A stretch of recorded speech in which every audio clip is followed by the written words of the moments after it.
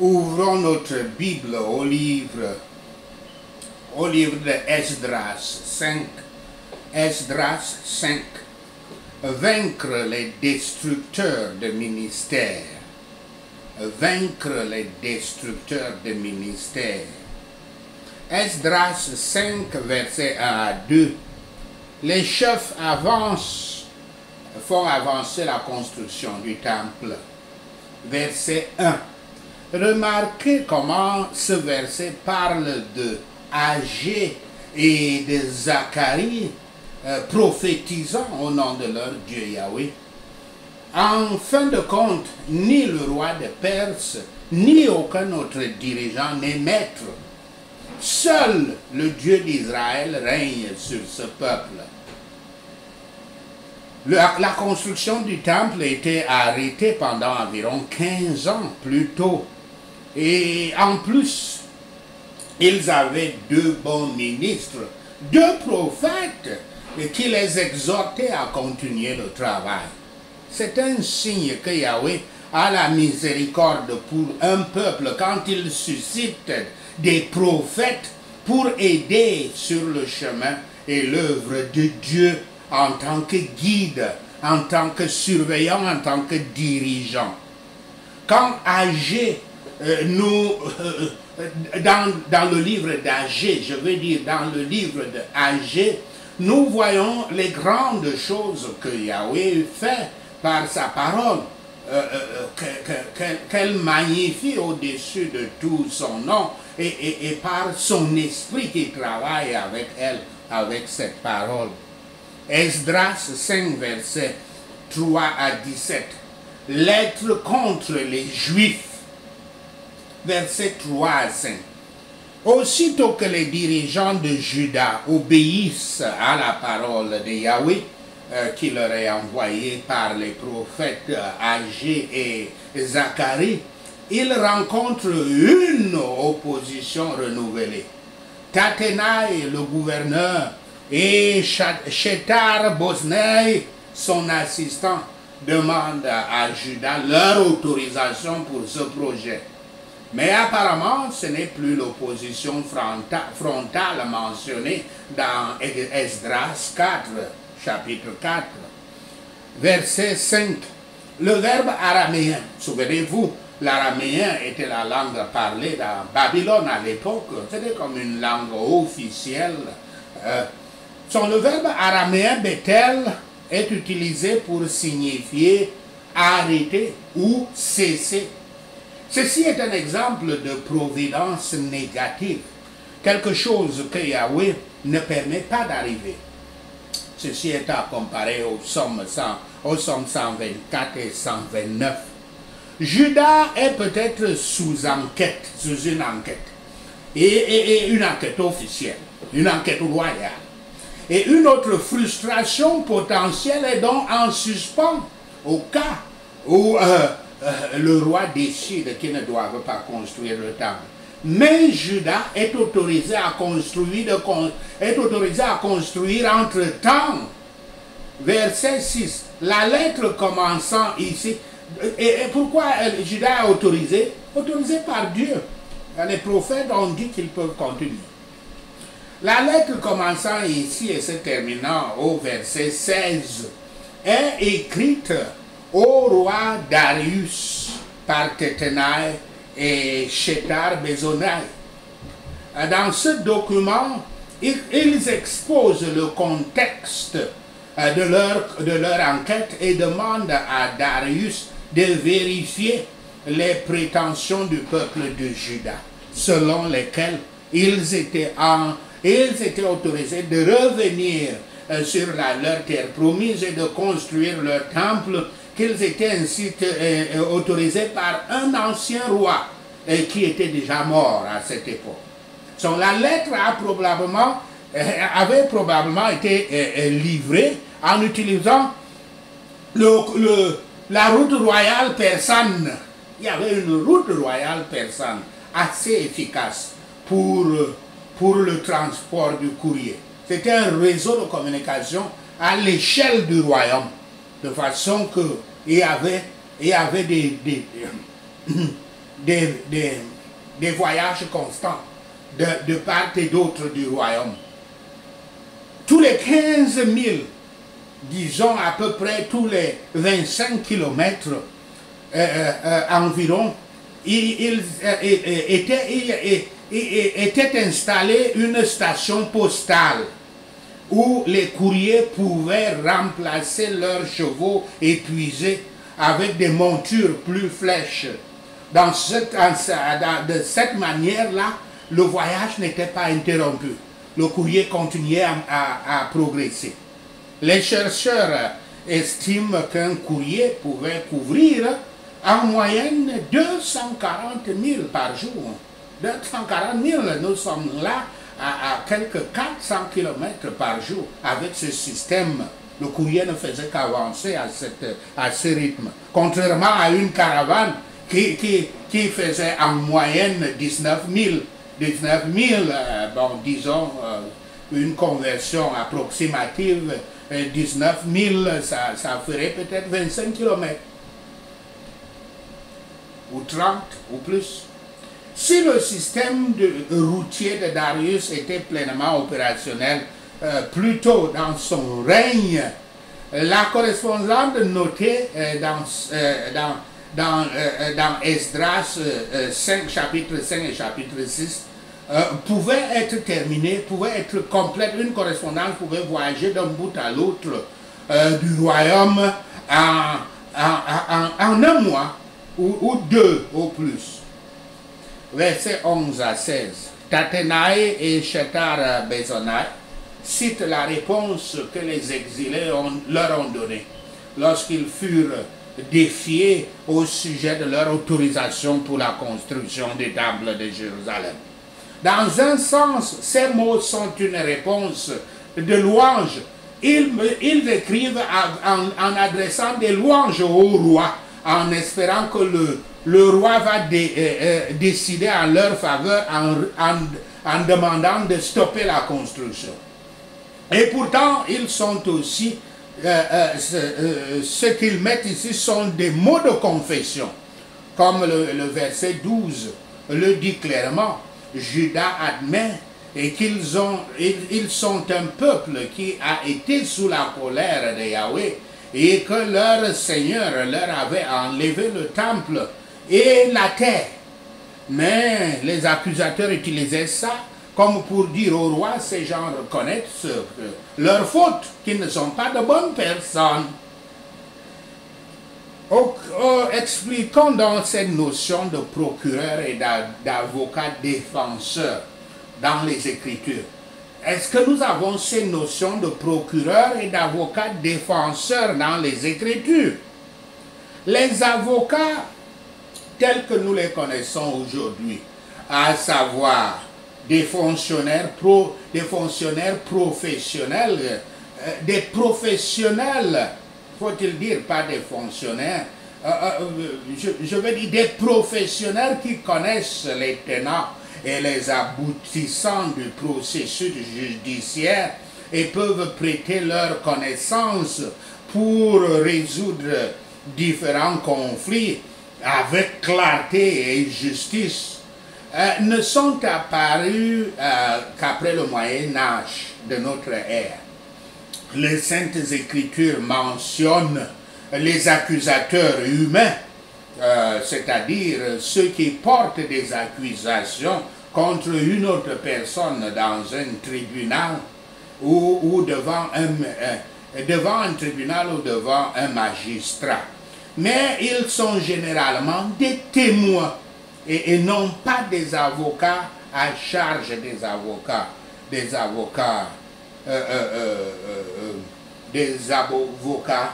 poursuivants, comme dans Luc 12, verset 58 et Matthieu 5, verset 25. Le seul personnage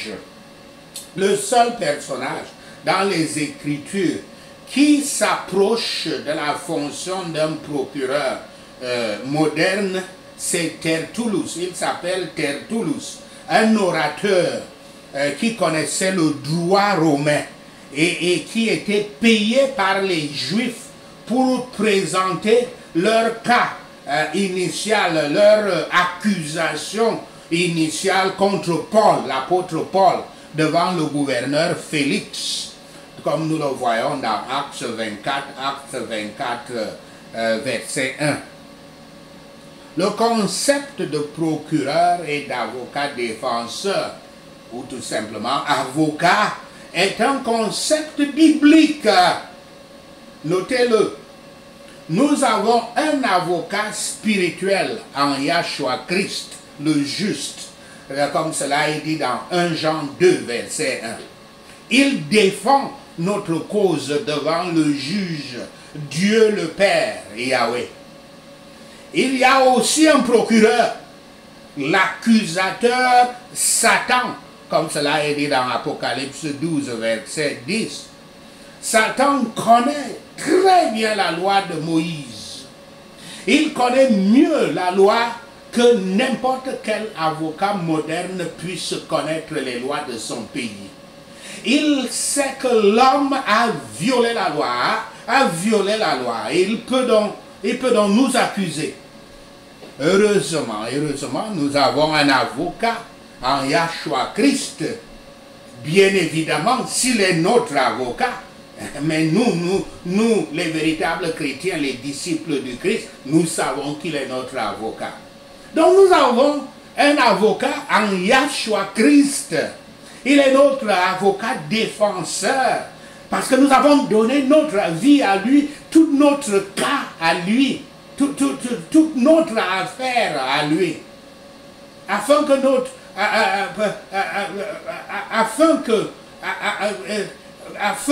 qu'il soit notre avocat défenseur qui vienne devant le juge avec une solution à notre faveur. Il a accompli. Quelle est la solution? Il a accompli la loi pour nous. Il a accompli la loi pour nous. Toute la loi, ce que nous sommes incapables de faire. Afin que notre punition puisse être placée sur ses épaules. Et ainsi nous pouvons être déclarés non coupables. Comme cela est dit dans Matthieu 5, verset 17. Et Ésaïe 53, verset 5. Le système judiciaire reflète aujourd'hui ce modèle biblique.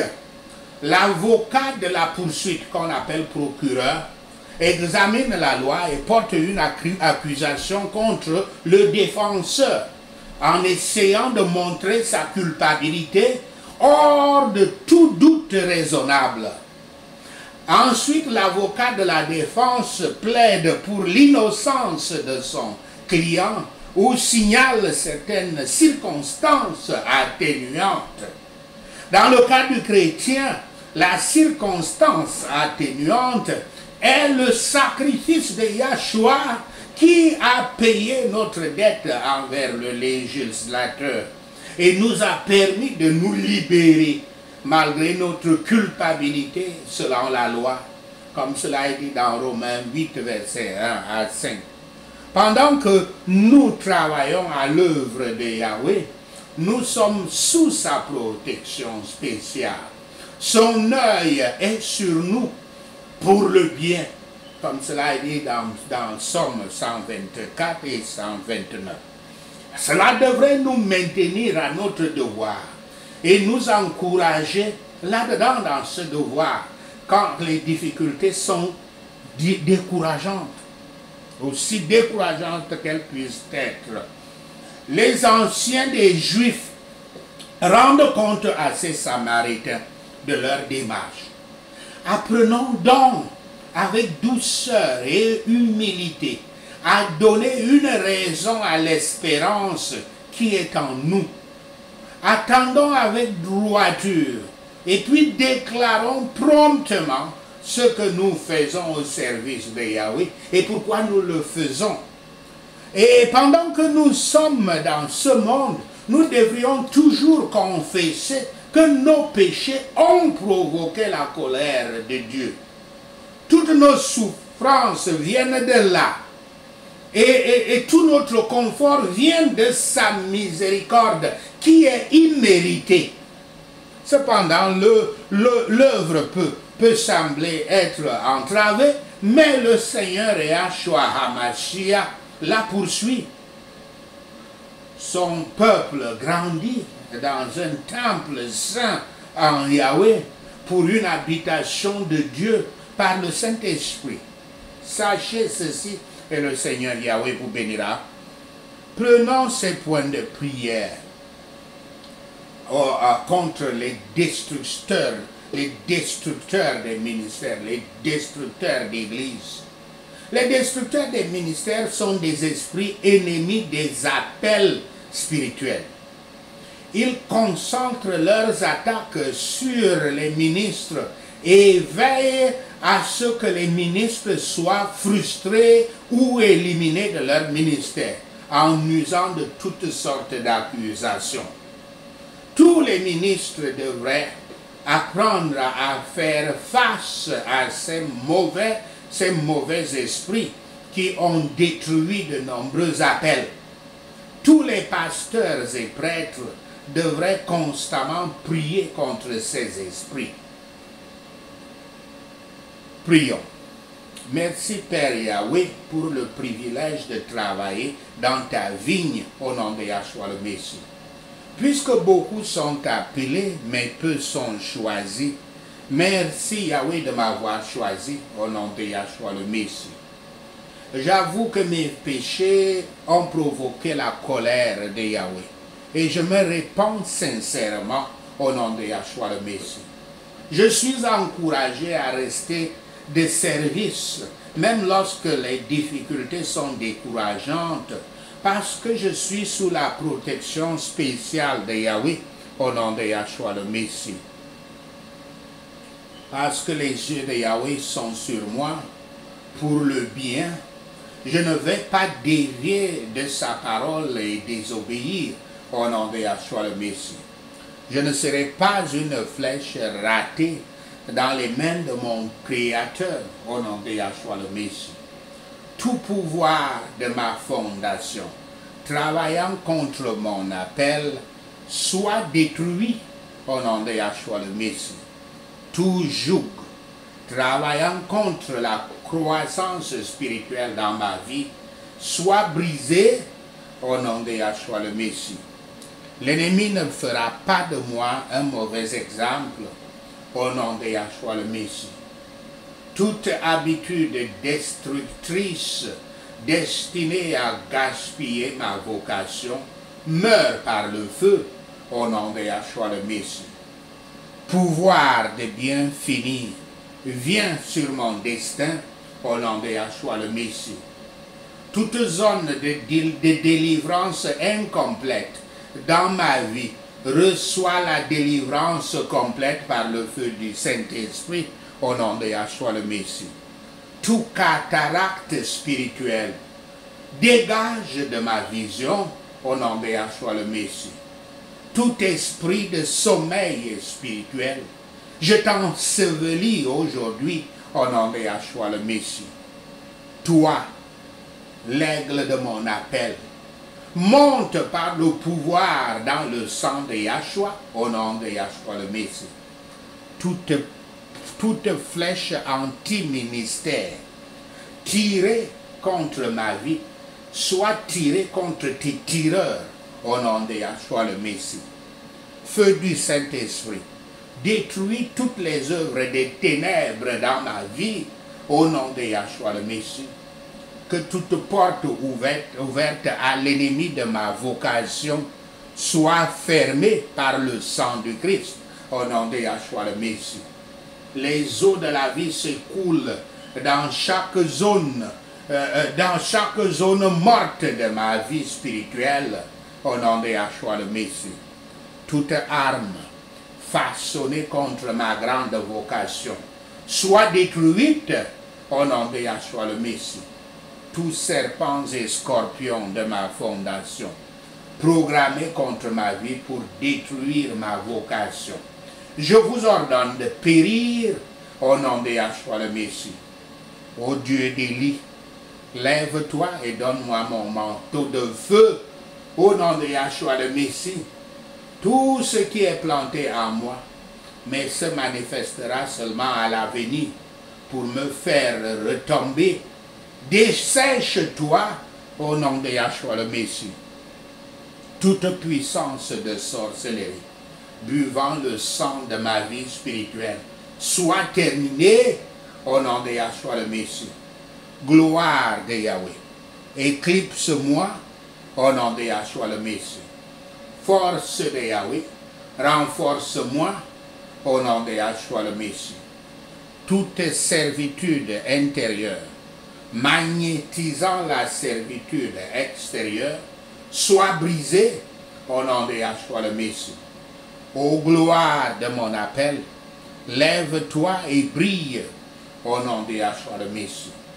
Je ne vais pas hypothéquer mon appel sur les genoux de Dalila et de Jézabel au nom de Yahshua le Messie. Je refuse de prendre ma retraite. Je dois me refaire au nom de Yahshua le Messie. Je reçois le pouvoir de répondre aux besoins de cette génération présente au nom de Yahshua le Messie. Tous les endroits difficiles de ma vie, travaillant contre mes percées spirituelles, soyez nivelés par le sang de Yahshua au nom de Yahshua le Messie. Je refuse de rester dans la vallée de l'impuissance au nom de Yahshua le Messie. Je m'élève au-dessus de mes racines par le pouvoir du sang de Yahshua au nom de Yahshua le Messie. Je déclare que je suis appelé par Yahweh. Aucun pouvoir maléfique ne m'abattra au nom de Yahshua le Messie. Seigneur Yahweh, donne-moi le pouvoir d'être fidèle à mon appel au nom de Yahshua le Messie. Je reçois l'onction de rester stable, engagé et cohérent dans ma vie ministérielle au nom de Yahshua le Messie. Je ne dévierai pas dans la politique d'église, la rivalité d'église et la rébellion au nom de Yahshua le Messie. Ô Seigneur Yahweh, donne-moi la sagesse de respecter mes professeurs et mes aînés qui m'ont formé au nom de Yahshua le Messie. Père Yahweh, donne-moi le cœur d'un serviteur afin que je puisse expérimenter tes bénédictions tous les jours au nom de Yahshua le Messie. Je reçois le pouvoir de monter avec des ailes comme l'aigle au nom de Yahshua le Messie. Le diable n'avalera pas mon destin ministériel au nom de Yahshua le Messie. Je déclare la guerre contre l'ignorance spirituelle au nom de Yahshua le Messie. Je lis et je rejette tout esprit non enseignable au nom de Yahshua le Messie. Je reçois l'onction pour réussir dans mon ministère au nom de Yahshua le Messie. Je tue toute attaque contre mon ministère. Je prévaudrai au nom de Yahshua le Messie. Tout pouvoir de la maison de mon père, de la maison de ma mère, travaillant contre mon appel, soit détruit au nom de Yahshua le Messie. Onction d'excellence tombe sur moi au nom de Yahshua le Messie. Je ne me rendrai pas à l'ennemi au nom de Yahshua le Messie. Je ne capturerai pas la prospérité de Naaman au nom de Yahshua le Messie. Que Dieu se lève et que tous les ennemis de mon appel se dispersent. Merci Seigneur, au nom de Yahshua le Messie, nous prions. Merci Seigneur Yahweh d'avoir entendu nos prières. Merci Père pour tes réponses à nos prières. Seigneur, nous te rendons gloire, nous te louons, nous t'adorons. Nous bénissons ton Saint-Nom. Au nom de Yahshua le Messie, nous prions. Amen. Alléluia.